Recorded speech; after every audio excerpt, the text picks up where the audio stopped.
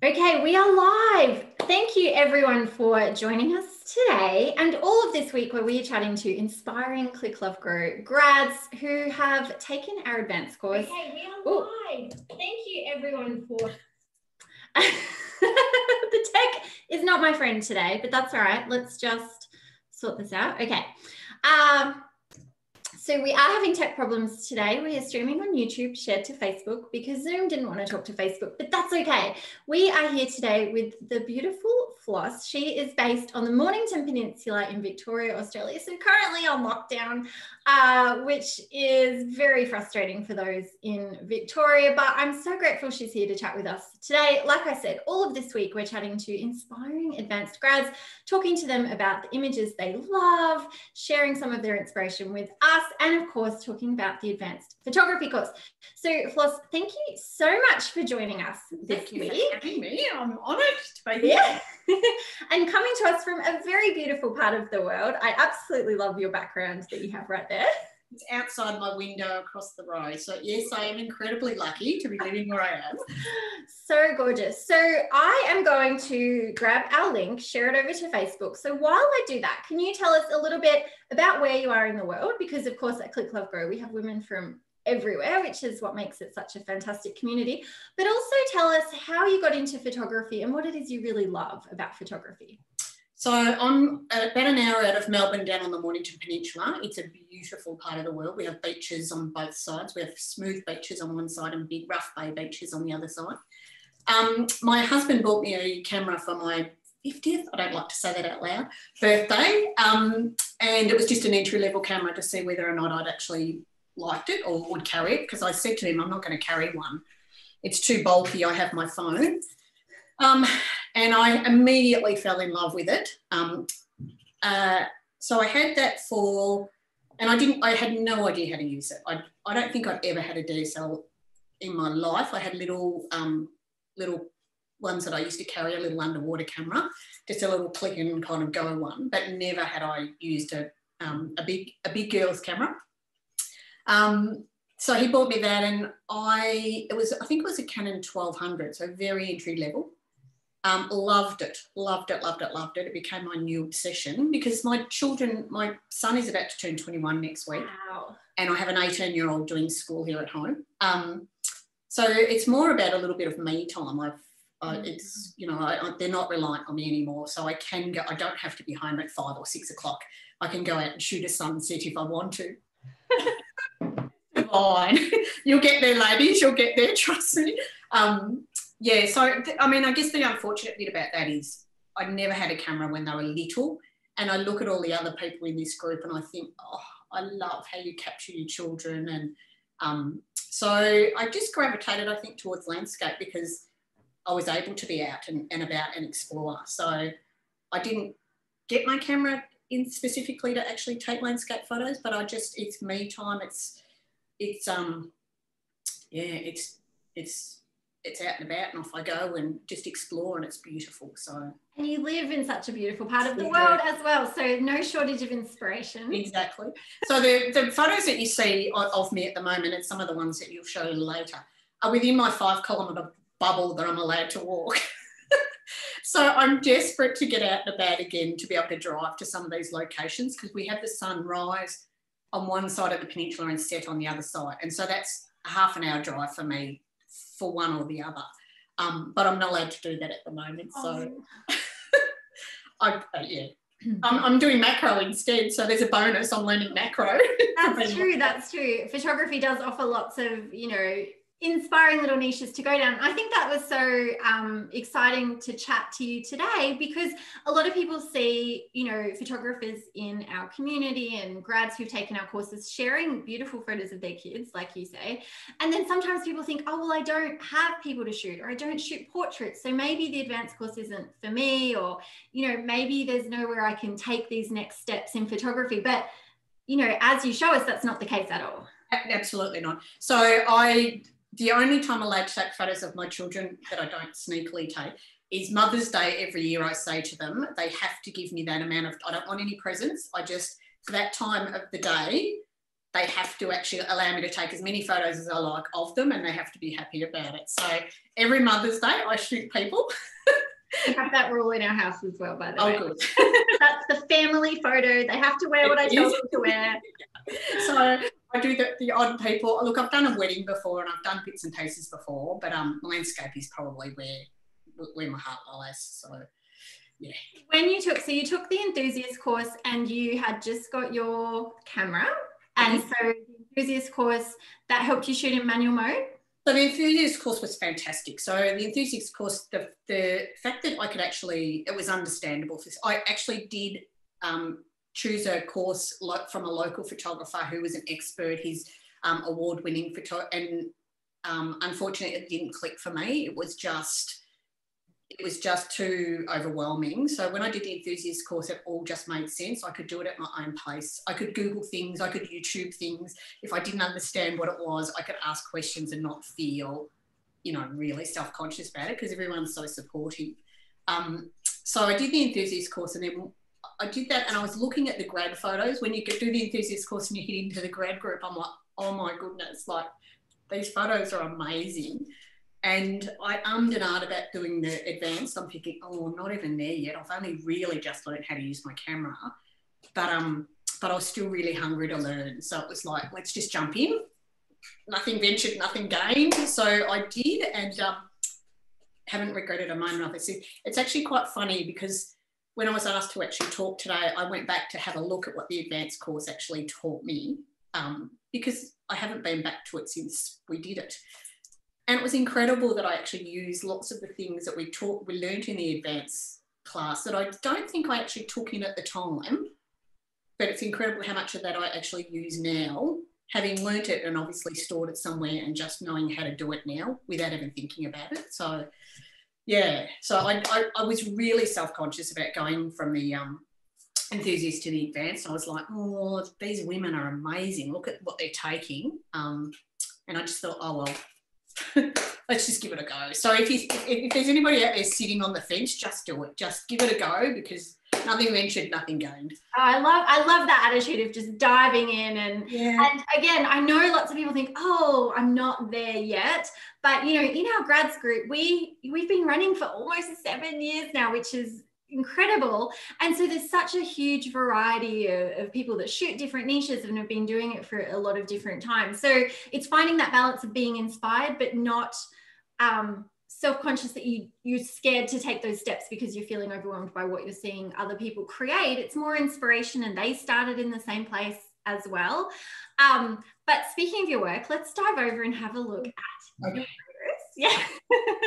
This is the extra fun part. Ooh, this is the fun. And of course, we are so glad that you did dive into the course, because we love seeing your images. And again, I think one of the beautiful things about Click Love Grow and having women all over the world is we get to see these little pockets of other places that we may not have been to before. And we get to see these beautiful places through everyone's eyes. So tell us about this photo, Floss. It's So this was about 2 weeks ago, I think. So again, we're in lockdown, so we've got one out. So about half, probably to the left of the shot on the beach there is probably my house. It's probably my 2.5 kilometre walk.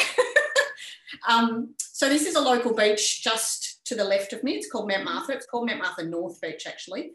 It was sunrise. And I get up quite early in the morning and I take the dog for a walk every morning. So if I turn left, I go to this beach. If I turn right, I go to the Mornington Pier, which is in another one of my photos. So the thing with landscape photography, though, is you never, ever know what you're going to get. So I can walk along this beach 7 days a week and the sky won't do anything for me.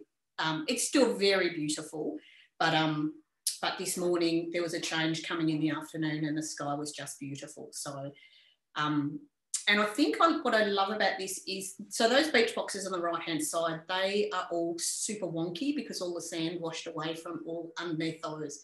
And they closed that beach off for probably a year because they were unsafe. But I do also, people go, oh, look at that, did you get wet? I do. I walk in my gumboots. I never know what I'm going to find. So I walk in my gumboots, and stand slightly in the water because that's what I want to get, and took this shot. Yeah, the light falling on the beach boxes is just gorgeous. I love how it brings out all their colors, and then of course the colors in the sky and the wispy clouds. Really beautiful. So again, probably the advanced course would have taught me to look at this scene and say, right, the sun hasn't popped up over the hill yet. There's no harsh shadows anywhere. I can capture this as is, as I want to see the colours, without kind of having to, detract from any shadows or any hard light or anything. So I would have had a fast enough shutter speed to catch the wave curling, and I wouldn't have known any of that before. I would have just taken the photo and thought that was great. You know what else I love? You've got this beautiful curve here, and then it's matched by it's almost mirrored by the curve here. I love finding those shapes in photos and really using those shapes to draw our eye to the subject. And then of course the curve in the wave is just gorgeous. I love all those elements.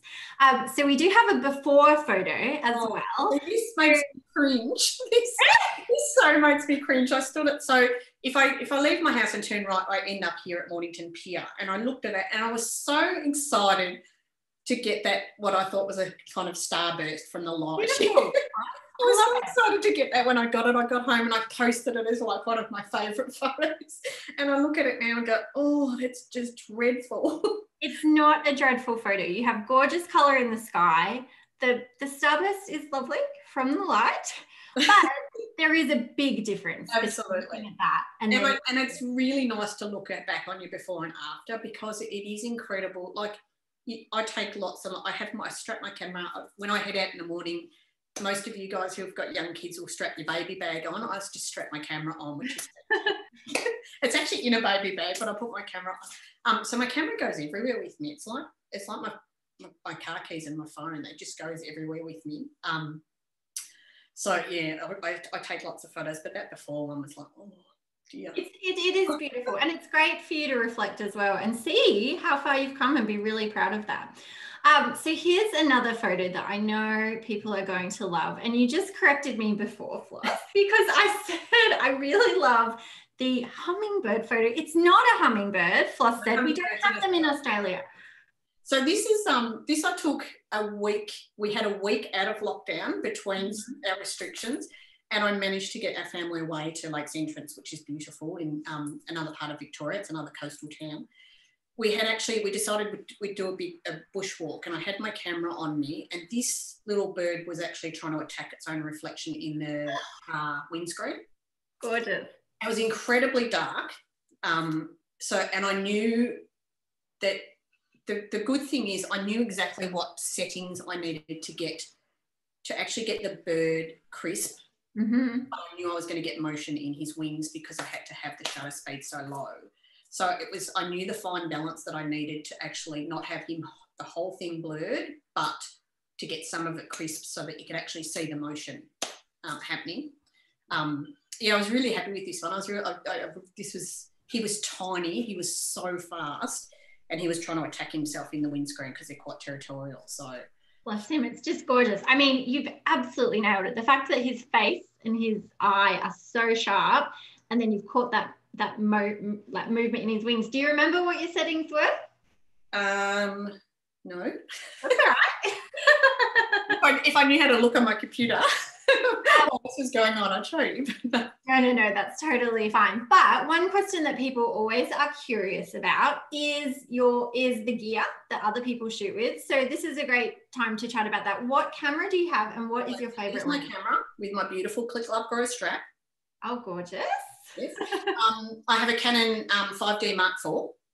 So the first camera I bought was my husband bought me was a 1200D, I think 1200, Canon 1200. So it was a very big jump from that to a 5D Mark IV. He bought it for me when they were kind of just been released. So I just thought it was so indulgent to get something so expensive, and so I didn't even know how to use half of the features. But it literally goes everywhere with me. I have the lens I most often have on there. It's funny because when you first get a camera, everyone goes, oh, what lens do you use? And like you're desperate to get every lens that you can possibly find. Like you'll see someone shoot with a 35 prime and I need to have a 35 prime, or someone will shoot something beautiful with a 70 to 200 and you need to get like that. My 17 to 35 that I've got on there now pretty much sits on them 99% of the time.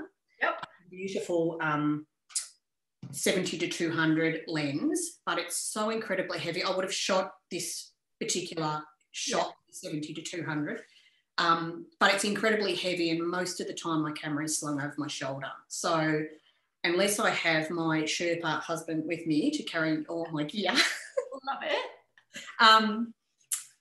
I generally don't take it with me. So unless I'm specifically going to shoot something that I know I possibly need another lens option, my 16 to 35 stays on my camera most of the time. Yeah. And I think that's fantastic too. You know, you're absolutely right. People think, oh, I need the lenses. And it's about discovering what part of photography you love. And then, you know, I quite often say to people when they're taking either the enthusiast or the advanced and they say, what lens should I get before it? I often say, particularly with advanced, come in with what you have, find out what you're really drawn to, and then where your current lenses might limit you, because that's going to give you a much better idea of what's the lens that you're really going to want and need versus basing it off what you see other people shooting with. I think when you're new to photography, I think you think the lens is the be all and end all. So you're desperate to get kind of hold of everything, which is what I did. I've got a beautiful 50 prime. I've got, you know, a lovely macro, but 90% of the time, 99% of the time, the 16 to 35 stays on there. If I take my 50 mil out to shoot landscape, it's just not the same. I just don't get the width of the shot. The width, yeah. And so speaking of the width, let's talk about this photo here. Absolutely stunning colours. This is a place I can't get to at the moment. This is out of my 5-kilometre bubble.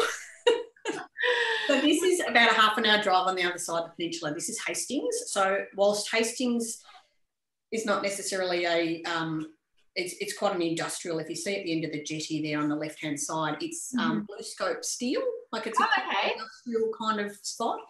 But it opens, this particular bay, Western Port Bay, actually opens out to the ocean. So there's lots of boats that kind of head out to the ocean on this way.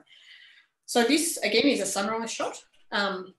I didn't actually ever think I was a morning person until I took up photography. This is a sunrise shot. This is Hastings Jetty and Hastings Marina. So again, I could go over there 7 mornings a week and not get a sky like that at all.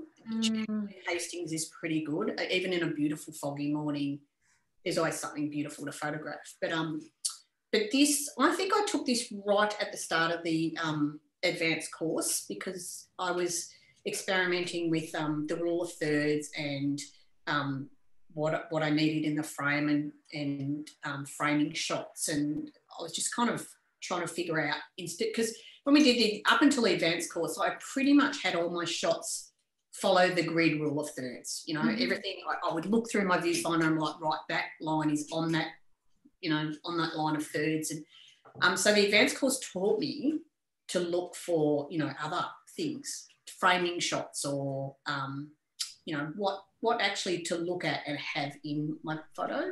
And I think this worked beautifully here because it was actually beautiful reflections. The sky just had the most amazing pop of pink, you know, right at the right time. And yeah, this probably still, if you ask me what my favourite shot is, this is probably still one of them. Oh, I can definitely see why. It's absolutely gorgeous photo. Now, here's one that's totally different, but I love how we're just drawn in through those trees to discover the detail and the colour in those beach boxes. Tell us about this one. So this is last week. Oh, I love it. When you said where's your favourite photos, again, it changes on a daily basis depending on what I've done, kind of a few days before or a few days. So this is the end of these beach boxes is the very end of my 5-kilometre bubble. So this is where I'm allowed to go to. This is a beach in Mornington, and this was interesting because I normally, if you look at any of my shots, I don't usually shoot dark. It's usually quite light and airy, sunrises, colour. So for me, this is quite different because it's actually quite a dark shot. But the good thing about this one, and I don't, again, the advanced course, the good thing about this one is the sun was shining through the trees and I wanted to capture that starburst because I could see these beach boxes. I see them every morning. I could see them through the trees. And I knew where to stand to get that shot. I knew that I had to take a step backwards into the shade, but still get the filtered light through the trees to get the starburst. Again, normally I think if I hadn't done the course, I would have probably gone up to the beach boxes and just shot the beach boxes as they are on the beach. And I do that lots of mornings as well. But I think since I've taken this shot, I think I've got another 10 shots like this, because I looked at it and go, that's really lovely. And now every morning I stop at this spot and actually look where the sun is and go, oh no, it's not going to work for me today. So I'm sorry. Oh, I was going to say, it is a beautiful, lovely shot. For me, I mean, just the boxes almost look like so delicate, and with the way that the light is falling on them, and then they're framed so beautifully. And something that you said during your customer story, which I really loved, was that in the course, that learning to almost pull apart the layers of a photo, that, you know, I always talk about learning to see as such a huge part of photography. And in the advanced course, we take that step further by learning to almost unravel or unpick images that we love, to find out why we love them. And so we can incorporate those elements into our own photos. Is that something that holds true for you still? Absolutely. So I think in the enthusiast course, when you're learning and it's kind of all new to you, you ask to give people constructive criticism. And it's part of the learning process is to actually give and receive constructive criticism. I actually find that really helpful. I don't take myself too seriously. I think photography is an art, and there's things that I like that other people take that I would never like. I don't like composites, but I can absolutely appreciate the work and effort and technique at doing those things, but it's not for me. So I love getting and giving, or not necessarily, I give generally nice feedback, but I love receiving feedback, because to me it's just another person's eyes to have a look at it and to see something that you didn't necessarily see at the time. Like this photo, for example, I would normally go down and shoot the beach boxes from the beach, and so I turned around, the sun was coming through. You know, maybe if someone had said to me, oh, can you take them from a further angle, or given me some feedback kind of that way, it just helps me to see something through somebody else's eyes. And I think that's an invaluable learning tool. I think if people are giving you constructive criticism, if you had given me constructive criticism on the original image that I took, I would have learned something from that. Your shadows are too dark, great picture, the sky's lovely, but how about you try, at this time of day or whatever. And so, at the time, I don't know whether I would have been capable of doing it. I just think it's something to think about, as you go forward. Yes, definitely. And, constructive criticism, especially at Click, Love, Grow, is very much done and taught in a way that's supportive and finding, not only the things that can be improved, but also what people are doing really well. I think that's something that we take, not seriously, but, we try and impart on people that constructive criticism doesn't have to be something negative. It really is a learning opportunity. And being able to give that to other people, it helps you actually look even further into an image, which, it's not just about the person receiving the feedback. It's actually about the process of slowing down and looking and analysing, because that really does help your own eye. Oh, absolutely. Yeah, absolutely. So it like you said, it literally helps you unravel some of the layers when you actually get a bit of constructive criticism. So I know there's lots of people that say, be gentle with me but you've got to remember that photo that I took of the jetty, which I thought was okay, I would probably have received constructive criticism from someone that was maybe 3 years down their path and had learnt, a whole heap of things on the way. So to me, that's someone imparting their learning, to help you along the way. So I think constructive criticism, and as you said, in Click, Love, Grow, it's always delivered so beautifully, and so, it's never trolling, or it's never been awful, but it's really useful, I think. As are your photos. And speaking of which, let's talk about this one, because I love it. Again, it has such a different feel. So we can see that, one of the things you do so beautifully is look at things from different perspectives and find the beauty in different situations. And living somewhere on the coast or the beach, you're always getting something different, like you say. So instead of obviously saying, oh, there's no color in the sky, I can't take that beautiful golden sunset, you're able to look at a scene like this and give us something really powerful. Tell us about this shot. So again, I would have been in my gumboots because I would have been in the water. So this is the first photo you showed of the sunrise is the other side of the beach. I would have actually literally just turned around, and that's heading towards Mount Martha. I love winter. That's my favourite season. So I'm very jealous for all you ladies that are actually on the other side of the world and get snow, because that would be, so you look at my beaches and I just want your snow. So again, I love dramatic skies. Dramatic skies just they tell such a story. This was, I think, 2 weeks ago when we had the coldest day in Victoria that we've ever had. And I was allowed out for my hour walk, and I said, I'm going for a walk no matter what. So the poor dog is to my left out of shot, looking at me going, please, can we just walk because we're freezing? I think we got hailed on just after this shot. But every photo of the Mornington Peninsula is, and it is beautiful. It's about the sunny summer, people on the beach, the umbrellas are up. I love winter. There's nobody there. There's, you know, I have the place to myself. It's the colours pop in winter because the light is so filtered. You know, the ocean's so, it's just so raw.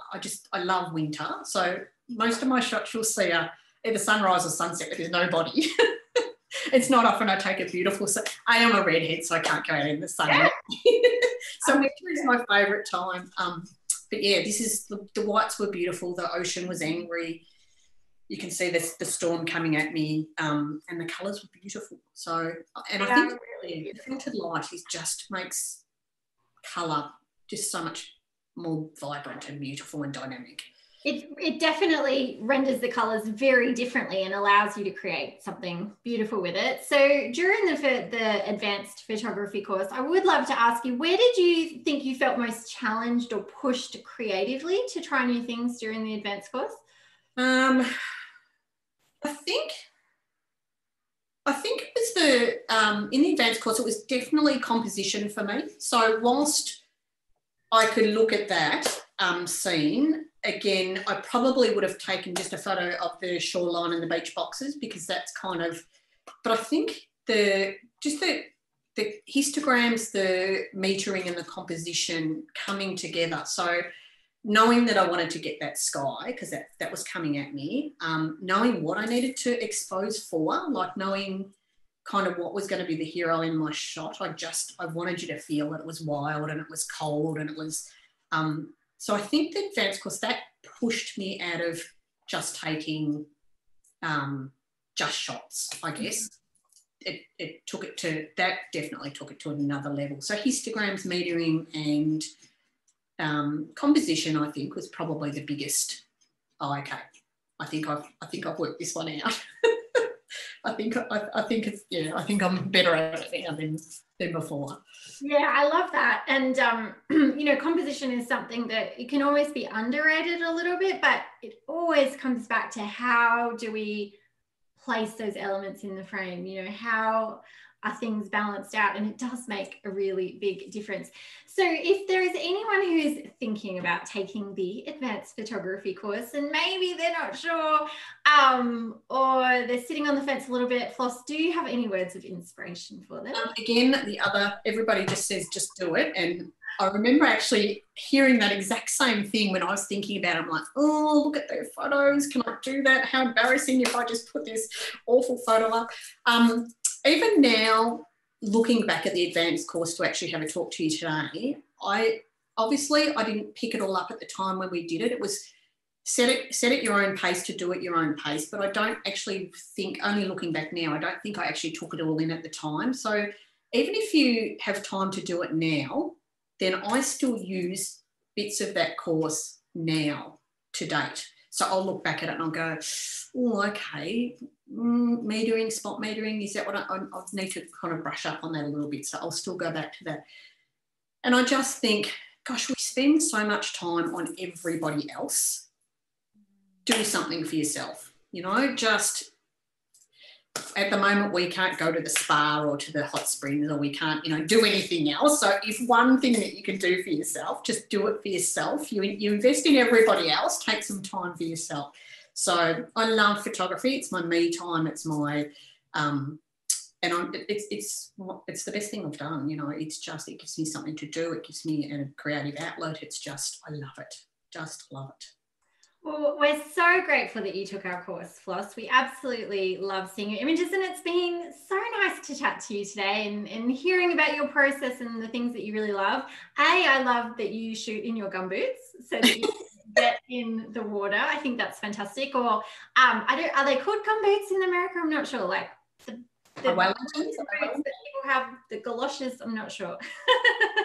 And I love that it's something that's just for you. I think for so many women, no matter what age our kids are, you know, we are so giving of ourselves to other people. I'm very much in the, I spend half my life running around in the car as, you know, those ages where they're at lots of after school activities and having a way better social life than me, basically.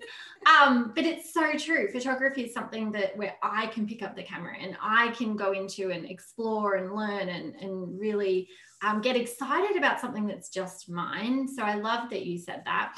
And if anyone is thinking about the advanced photography course, doors will be opening, or enrollment will be opening on Friday morning. So if you're on the wait list, you'll get an email. If you're in the grads group, I'll make sure that I share the link in there. And if you have a camera just like Floss received for her birthday and you're thinking, oh, I'd love to get it out of auto and start progressing, then the enthusiast course is the perfect place to start. We take you through step by step getting out of auto mode and learning how to shoot fully in control in manual. All the details for both courses are at clicklovegrow.com. And if you have any questions at all, feel free to hit us up on the website or come to our Facebook page, message us through the page there. We're always happy to chat and answer any questions that you have. So Floss, again, thank you so much for being with us today. It's been an absolute delight. Pleasure. Thank you. Now off in my gumboots and off I go. Yeah, I love it. And hopefully you'll be able to lock down very, very soon and can explore a little further beyond the peninsula and get back to the hot springs. I've got to say the Mornington Peninsula Hot Springs is one of my favorite places. I'm very overdue to go back for a visit when everything is open. So we'll be chatting to more inspiring women like Floss for the rest of this week. Same time, hopefully we'll be back on Facebook tomorrow. I don't know what was happening today. Zoom and Facebook did not want to talk, but thank you for joining us and watching, whether it's been live or in the replay, and we'll chat to you again very soon. Bye.